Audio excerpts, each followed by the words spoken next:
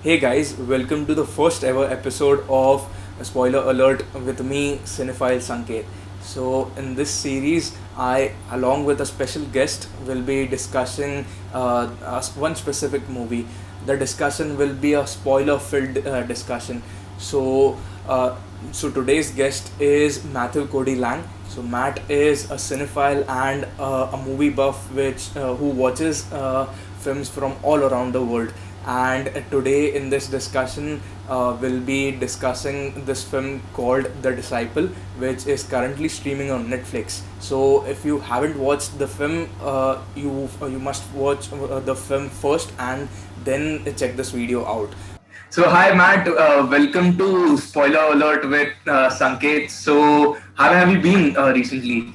I'm good. I also didn't know this was called spoiler alert, so I feel very okay with saying things about the film all the way through. And so since people already know now, but I'm doing okay watching movies, rewatching stuff. I was so happy I got to rewatch this movie, so thank you for bringing it back up.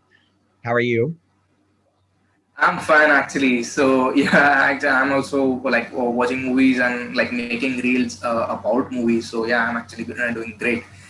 Yeah. So Matt, I'll just for the audience, I'll just say some few words about the film about which we are about to discuss it.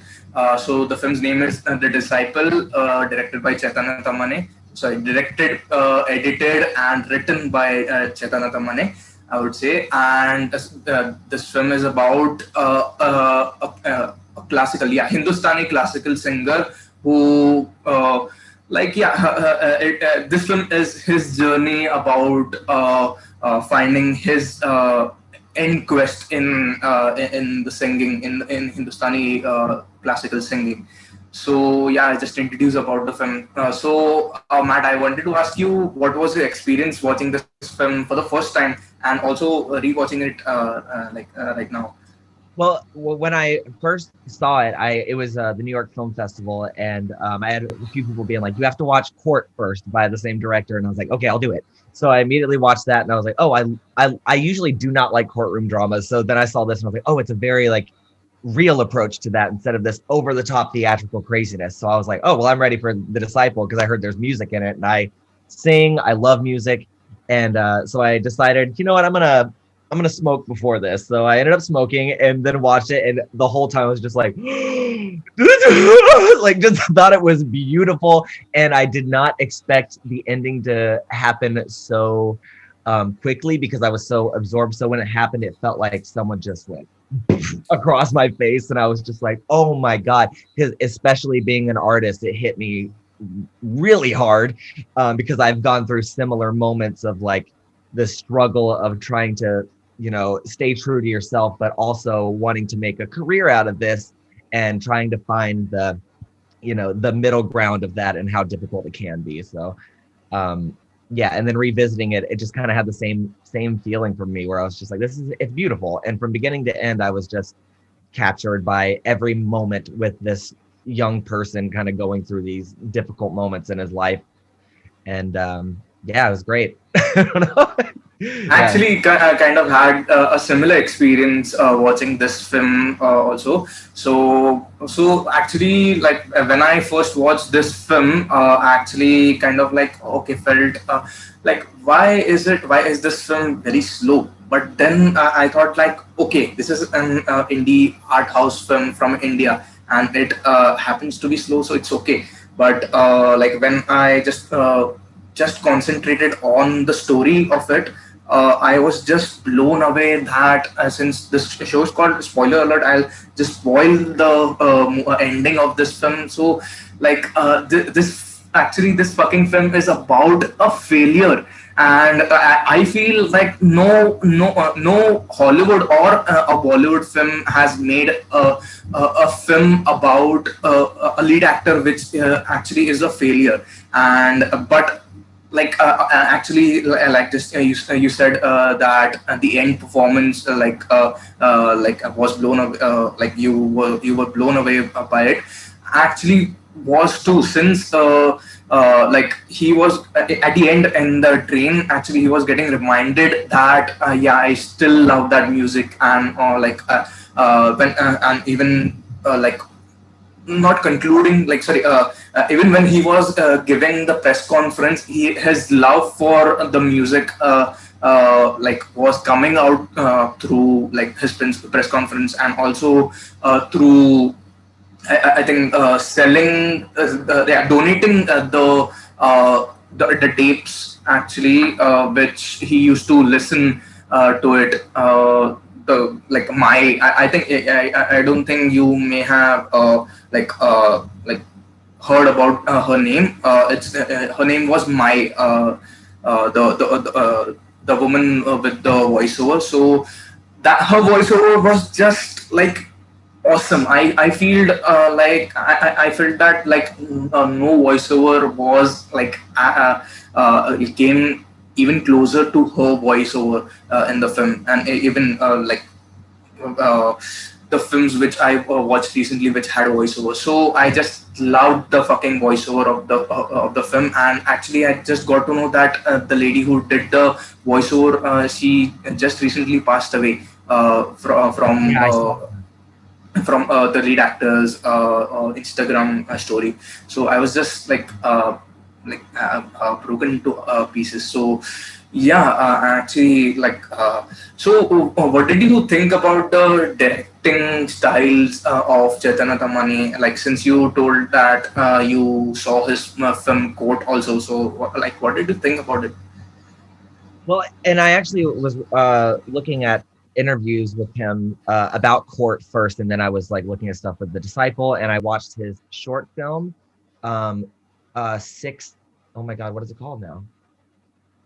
Six Strands, I think. France, yes, yes, about the woman who makes all the tea and kind of basically. For the people, you can watch Chaitanya Tamani's short film on movie, which is currently movies currently streaming his short films. So yeah, go ahead. Yeah, And sorry. I mean, from like those images, they were like really beautiful, and just to see how he's evolved is fantastic. Because what I really, really enjoy is that there's not these like weird dramatic flourishes to his shots. There are a lot of them are very like far away, and they show a lot of different people in the shots, kind of like, even though if there is a main character, it's still in a sea of people, so like everybody has like their own story, and you can see all like the individual issues that people are having. Like in the courtroom, you can see people that are, have been stuck there for so long, and seeing them that they also have their issues they're going through. And even in The Disciple, where there are like people who are in these competitions, and you see them all kind of like striving and wanting to show what they're worth as well. And he is just like in a sea of those people. He's not he wants to be the main character and get all this fame in a way, but also tries to reject it. And you see that he's part of like a larger picture, which I think can be intimidating, especially like, he has this guru that he works with and admires so much, but then later on down the line, he meets this intellectual asshole basically, who's just shitting on his heroes in front of him at this table, which is one of my favorite scenes. And he's just like, no, I want to hear this, what do you have to fucking say? And then just explodes. And it's but it kind of shows just how like he had this whole grand idea, and as he gets older it starts to cave in on him, and you feel that and you see it in his eyes. And just even the lead actor's performance is just fantastic, and I don't even think it gets enough attention from what I've heard about the film, because he carries this performance the whole way through, where it's like this wide-eyed optimist in a way of like, you know what, I'm carrying on this legacy. And as it goes on, he's like, is it even worth it? What the hell am I doing? What's going on? All these other people around me are succeeding while I'm just stuck in this thing that I feel so attached to. But is it my own attachment, or is it my father's attachment and what he's put me through from such a young age? Do I even really like doing this, or is this just because my father made me do it for so long? And having this like whole existential crisis, without full-blown saying it out in front of you, you just see him experiencing it. And the way that the director was able to channel all of that, I think, is just it's thrilling, especially for being such a young person and being a young artist, and knowing what his vision is already is just magnificent. Even though I know he had like influences from Alfonso Cuarón, like they had like a kind of partnership in a way, and he helped him like produce it and kind of guided him in some ways, but still it was great to see him like stay true to what he's doing and his vision and trying to capture a realism that I think, from what I've noticed and what I've heard from people, a lot of like Indian cinema like kind of rejects, where they kind of want the more big and fluffy fun stuff, and he's like, no, I want to show it kind of like how it is. And I think that is something a lot of artists are afraid to do sometimes, and I think he was just like, this is how it is, and the end. And I was just like, thank you, you didn't have to throw a bow on it. You were just like, sometimes the ending isn't happy, or you could see it as a way of like, that's what I also love. And I'm sorry, I'm like, because I love it. The ending of like, yes, sorry, go on. Even also, so what happened was, there's a dialogue, actually not a dialogue, but there's a voiceover dialogue, and that the my actually my says that the guru actually says that there are hundreds and 100 and 200 people in the auditorium, and like how many of them are you going to please? Like obviously, like 100 people are there, and 100 brains are there, like, and obviously hundreds of people will be like engaging with it, and like interpret with your art. So you're not a circus you're not a monkey in the circus, which can please everyone. So that's the reason, like, just be you. That's actually quite hit me. And even the wide angle shots of, obviously. So I actually recently watched Chaitanya Tamane's interview, and he told that his like, he just loves all those wide angle shots, and all those slow zooms and slow dolly shots, and he just fucking loves it. So